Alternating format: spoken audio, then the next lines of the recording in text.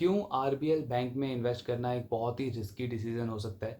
इस टॉपिक पे आज हम बात करेंगे। साथ ही बैंक के जो Q2 के नंबर्स हैं उसका एनालिसिस करेंगे एंड इसका आउटलुक देखेंगे कि आने वाले टाइम में इस बैंक से हम क्या एक्सपेक्ट कर सकते हैं। आरबीएल बैंक 1943 में स्टार्ट हुआ था। प्राइवेट बैंक है ये एंड ऑलमोस्ट 70 ईयर्स इस बैंक को हो चुके हैं। बट अभी भी बहुत कम लोगों को इस बैंक के बारे में पता है एंड इसका मेजर रीज़न है बैंक की एवरेज या mediocre performance over the years. बहुत बार इस बैंक के जो एम्प्लॉयज़ हैं उनके ऊपर फ्रॉड के एलिगेशन लगे हैं। ऑल्दो ये मेजर रीज़न नहीं है कि जिसकी वजह से इस बैंक में इन्वेस्ट करना एक रिस्की डिसीजन होगा, बिकॉज ऐसे केसेस आईसीआईसीआई या एक्सिस बैंक के साथ भी हुए हैं पास्ट में।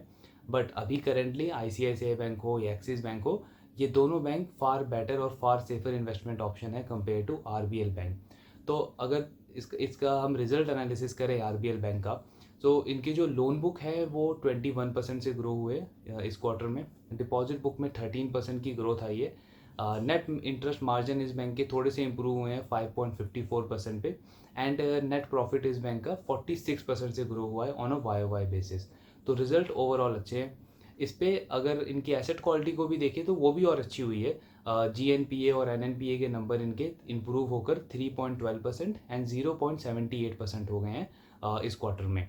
But as I always say कि सिर्फ नंबर्स देख के हमें ये डिसाइड नहीं करना है कि कौन सा स्टॉक अच्छा है या कौन सा स्टॉक ख़राब है, कौन सा स्टॉक हमें लेना चाहिए, कौन सा स्टॉक हमें सेल करना चाहिए। वी हैव टू अंडरस्टैंड कि बिजनेस के अंदर क्या चल रहा है। तो आरबीएल बैंक का अगर आप थोड़ा इन डेप्थ एनालिसिस करें एंड इनकी लोन मिक्स को देखें, तो इनका जो 58% लोन है वो रिटेल लोन है एंड 42% लोन जो है वो कॉरपोरेट लोन है। यानी 58% इनका रिटेल लोन है एंड रिटेल लोन में भी सबसे मेन प्रोडक्ट जो है इस बैंक का वो है क्रेडिट कार्ड।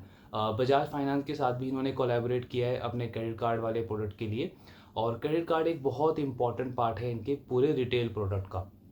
अब एज वी ऑलरेडी नो कि रिटेल जो पोर्शन है उसमें हमेशा मार्जिन ज़्यादा होता है बैंक का कंपेयर टू कॉर्पोरेट बुक, और उसमें भी अगर आपका क्रेडिट कार्ड प्रोडक्ट जो है वो सबसे मेन प्रोडक्ट है तो वहाँ पे मार्जिन और ज़्यादा होते हैं, बिकॉज क्रेडिट कार्ड पे banks usually higher interest rate charge करते हैं compare to other loan products.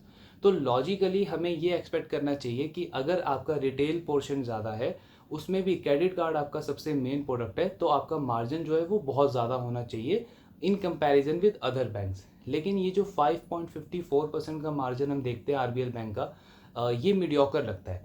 Mediocre क्यों लगता है, एवरेज क्यों लगता है? बिकॉज लास्ट 1.5-2 सालों में आरबीआई ने अराउंड 2% के आसपास इंटरेस्ट रेट बढ़ाए हैं।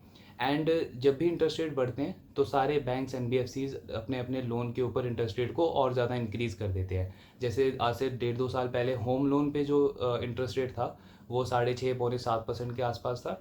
आज वो 8.5-9% के आसपास है। सिमिलरली पर्सनल लोन में 11-12% का इंटरेस्ट रेट था, वो अब 15-16% के पास आसपास इंटरेस्ट रेट है। बट और इससे होता क्या है, बैंकों के मार्जिन बढ़ जाते हैं, उनके प्रॉफिट के नंबर्स और ज़्यादा बढ़ने लगते हैं। लेकिन आरबीएल बैंक के साथ अगर हम देखें तो जब इंटरेस्ट रेट बढ़ना शुरू हुए तब इनका मार्जिन 5% के आसपास था एंड आज वो 5.54% के आसपास है। यानी कि आरबीआई ने तो 2% से अपने इंटरेस्ट रेट बढ़ाए हैं, लेकिन आरबीएल बैंक जो है वो सही तरीके से पास ऑन नहीं कर पाया अपने कस्टमर्स को वो इंटरेस्ट रेट। सिर्फ 0.5% की इंप्रूवमेंट आई है इनके नेट इंटरेस्ट मार्जिन में पिछले 1.5-2 सालों में। ये चीज़ क्या शो करती है कि पहला तो बैंक की कॉस्ट ऑफ फंड बहुत ज़्यादा है, बैंक जो मार्केट से पैसा उठा रहा है वो काफ़ी हायर रेट पे उठा रहा है। दूसरा, बैंक सही तरीके से अपने कॉस्ट को पास ऑन नहीं कर पा रहा है, अपने इंटरेस्ट रेट को पास ऑन नहीं कर पा रहा है अपने कस्टमर्स को, एंड ये एक इनएफिशिएंसी दिखाती है इस बैंक की। इसका जो मॉडल है वो थोड़ा सा वीक हमें शो होता है यहाँ से, बिकॉज हो सकता है कि अगर वो रेट पास ऑन करे अपने कस्टमर्स को तो बैंक अपने कस्टमर को लूज़ कर सकता है फ्रॉम कॉम्पिटिटर्स। तो ये एक रीज़न हो सकता है जिसकी वजह से इनके मार्जिन काफ़ी मीडियोकर लग रहे हैं अगर हम लास्ट 1.5-2 सालों से देखें। दूसरा एक और रीज़न है जो हमने फेडरल बैंक के केस में भी डिस्कस किया था कि ROA and ROE. Federal bank का भी हमने डिस्कस किया कि आरओए आरओई नंबर इंप्रूव तो हो रहे हैं बट आगे चल के ये और इम्प्रूव होने चाहिए, बिकॉज अभी करंटली ये नंबर थोड़े से एवरेज है। लेकिन आरबीएल बैंक का अगर हम आरओए और आरओई का नंबर देखें तो सिर्फ 1% का आरओए है इस बैंक का एंड आरओई आरबीएल बैंक का सिर्फ 8% है। बहुत ही ख़राब नंबर्स हैं ये। ये चीज़ हमें शो करती है कि बैंक बहुत ही ज़्यादा इनएफिशिएंट है अपने एसेट्स को और अपने कैपिटल को अच्छे से यूज़ करने में, बिकॉज अपने एसेट पे वो रिटर्न नहीं जनरेट कर पा रहा एंड अपने कैपिटल पे भी वो बहुत अच्छा रिटर्न जो है वो जनरेट नहीं कर पा रहा। और अगर ये नंबर आगे चल के इम्प्रूव नहीं होते हैं तो बैंक की जो अर्निंग है वो सस्टेन रहनी बहुत ज़्यादा मुश्किल हो जाएगी उसके लिए। थर्ड जो पॉइंट है वो है आरबीएल बैंक का क्रेडिट कॉस्ट। सो क्रेडिट कॉस्ट जो है वो आरबीएल बैंक का है 1.87%, यानी ऑलमोस्ट 2% के आसपास का क्रेडिट कॉस्ट है इनका। क्रेडिट कॉस्ट होता क्या है, सपोज आपने 100 रुपीज़ का लोन दिया, उसमें आपको एडिशनल कॉस्ट कितना लग रहा है, यानी कि कोई आपके बैड लोन हो रहे हैं, एनपीए बढ़ रहा है, उसके अगेंस्ट में आपको प्रोविजनिंग करनी पड़ रही है, कुछ लोन आपको कई बार राइट ऑफ करने पड़ते हैं। सो ये सारी चीज़ें जो ये कॉस्ट होती है लेंडर के लिए, बैंक के लिए। तो ये जो कॉस्ट है ये 2% है आरबीएल बैंक के लिए। अब एक तो ये कमर्शियल बैंक है, कोई स्मॉल फाइनेंस बैंक नहीं है, काफ़ी पुराना बैंक है एंड 20-25% की अर्निंग ग्रोथ के लिए अगर मैं 2% का क्रेडिट कॉस्ट दूं तो ये बहुत ही ज़्यादा आई मीन रिस्क रिवॉर्ड अगर मैं देखूं तो मेरे बहुत ज़्यादा फेवर में नहीं है।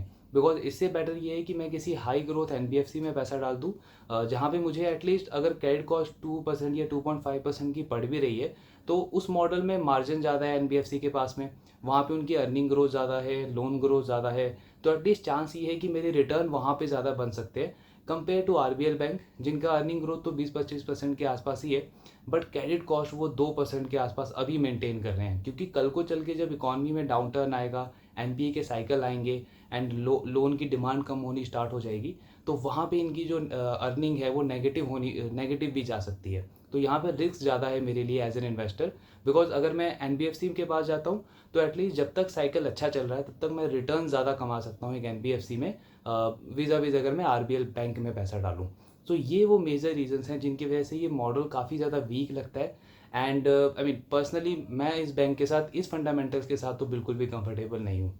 ऑल्दो यहाँ पे एक काउंटर डिस्कशन आ सकता है कि बैंक की वैल्यूएशन काफ़ी सस्ती है, बिकॉज प्राइस टू बुक जो है वो इसका 1 के आसपास है, बट ये डिस्कशन भी आई मीन मुझे वैलिड नहीं लगता।